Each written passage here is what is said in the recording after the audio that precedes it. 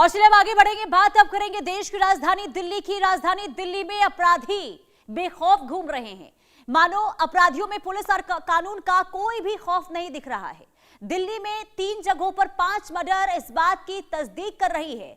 रोहिणी में double murder से सनसनी है, जहां 2 नाबालिगों को चाकू से मारकर मौत के घाट उतार दिया गया। वहीं गोविंदपुरी में भी बदमाशों ने मां बेटे का मर्डर कर दिया है। बदमाशों ने घर में 10 लाख से ज्यादा की लूटपाट भी की और शकरपुर में जमीनी विवाद में चाकूबाजी हुई है। भतीजे के वार से चाचा की मौत हो गई। राजधानी दिल्ली में एक साथ हुए 5 मर्डर से हर कोई खौफ में है। स्थानीय निवासियों, व्यापारियों में भारी खौफ देखने को मिल रहा है।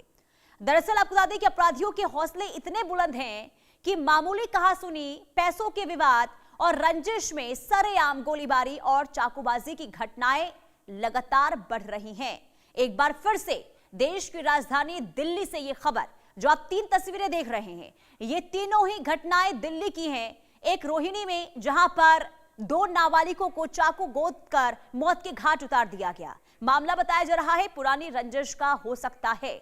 दूसरी खबर गोविंदपुरी से है, जहां मां बेटे को मौत के घाट उतार दिया गया है। हालांकि इस पूरे मामले को लेकर पुलिस तहकीकात कर रही है, लेकिन लूटपाट की इस खबर ने हर किसी को चौंका कर रख दिया है।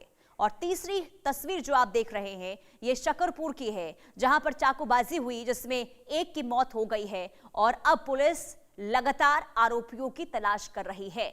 लेकिन इन तीनों ही घटनाओं ने एक बार फिर से देश की राजधानी दिल्ली की कानून व्यवस्था को लेकर सवाल खड़े कर दिए हैं।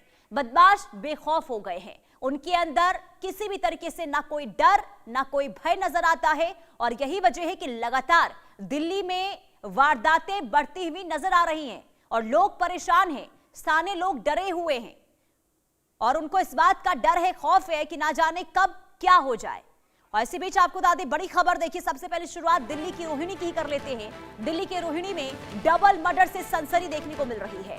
अमन विहार की घटना है, जहां पर 2 नाबालिगों की हत्या सरेआम चाकू गोद कर दी गई। नाबालिगों की हत्या से इलाके में सनसनी है। पुरानी रंजिश में हत्या की आशंका जताई गई है। मृतकों की पहचान जॉनी और मयंक के रूप में कर ली गई है।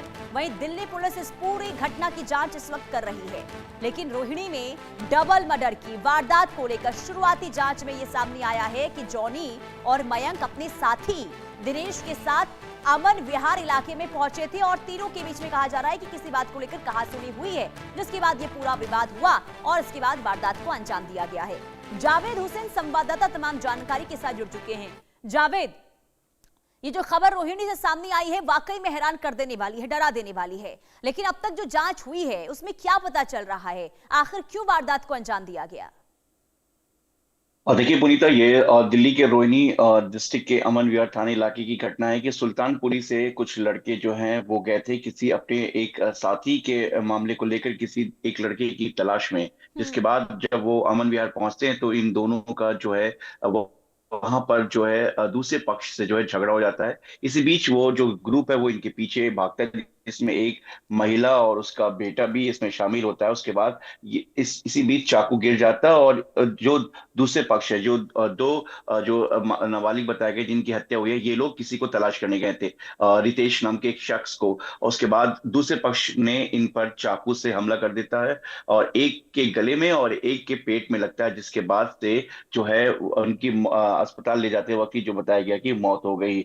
और इस पूरे मामले में कुछ नाबालिग है जो पकड़े गए हैं और दिल्ली पुलिस का कहना है कि इस पूरे मामले की जांच हो रही है। लेकिन देखिए, जिस तरीके से अमन विहार इलाके में बीच सड़क पर इस तरीके की चाकूबाजी होती है, उसके बाद एक पक्ष दूसरे पक्ष पर चाकू से हमला करता है और पहला पक्ष जो की विक्टिम है वो पहले खुद दूसरे पक्ष के कुछ लोगों को तलाशने जाता है। यानी कि कहीं ना कहीं ये आपसी रंजिश और आपसी कुछ मामले को लेकर जो है दिल्ली पुलिस इस पूरे मामले की जांच करी, क्योंकि जांच में यही सामने आया कि जो दोनों नाबालिग जिनकी मौत हुई है वो अपने कुछ लोगों के साथ एक लड़के को तलाशने के लिए अमन विहार जाते हैं सुल्तानपुरी से। तो इस पूरे मामले में हालांकि कुछ नाबालिग को पकड़ा जा चुका है इस पूरे चाकूबाजी की घटना में, लेकिन कहीं ना कहीं पूरे इलाके में इस बात का दहशत है कि जिस तरीके से इस तरीके के जो नाबालिग है, जो क्रिमिनल मेंटलिटी के हैं, जो लगातार इस तरीके की थोड़े से बात पे ये लोग अपने साथ चाकू रखते हैं, किसी तरह का शार्प वेपन रखते हैं, ये कहीं ना कहीं चौंकाने वाली बात है। और दिल्ली पुलिस फिलहाल इस पूरे मामले की जांच में जुटी हुई है। दिल्ली पुलिस का कहना है कि इस पूरे मामले की जांच की जा रही है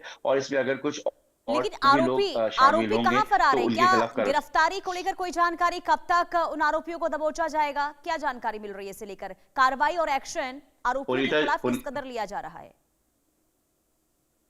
पुनीता देखिए, इस वारदात में जो शामिल नाबालिग थे उनको पकड़ा जा चुका है, लेकिन पुलिस ठीक है। फिलहाल ये जांच करी कि क्या इसमें कुछ और जो बाकी जो आरोपी हैं, क्या उनकी भी जो है इसमें इन्वॉल्वमेंट है या नहीं है। क्योंकि देखिए, एक पूरा ग्रुप था, ग्रुप को लेकर जो ग्रुप है वो इन दोनों के पीछे जो जो कुछ लड़के गए थे सुल्तानपुर से अमन विहार की तरफ, वो उनके पीछे भागे, इसी बीच चाकू गिरता और दूसरे आरोपियों में से ही जो लड़के वहां पे तलाश करने गए थे, रितेश नाम के लड़के को, उनकी हत्या कर देता है। जी बिल्कुल, यानी कि ये कह सकते हैं कि पुरानी रंजिश जिसकी वजह से इस वारदात को अंजाम दिया गया हो। लेकिन सबसे बड़ा सवाल जावेद यहाँ पर ये है कि नाबालिगों के हाथ में चाकू होना, सरेआम हत्या को अंजाम देना, लोगों को मार देना, ये आखिर समाज किस ओर इस वक्त जाता हुआ दिख रहा है? लेकिन सबसे बड़ा सवाल ये भी होता है कि आखिर इन नाबालिगों के अंदर क्या किसी बात का कोई डर नहीं है, खौफ नहीं है?